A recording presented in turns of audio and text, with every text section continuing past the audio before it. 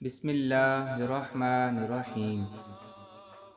اگر کوئی تم سے بلائی کی امید رکھے تو اسے مایوس مت کرو، کیونکہ لوگوں کی ضرورت کا تم سے وابستہ ہونا تم پر اللہ کا خاص کرم ہے۔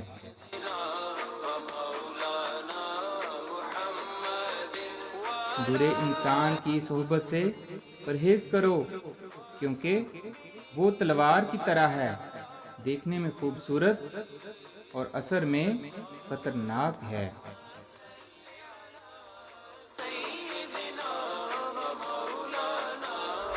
ہمیشہ اخلاق سے بات کرو، کیونکہ انسان پر سب سے زیادہ مصیبتیں اس کی اپنی زبان کی وجہ سے آتی ہیں۔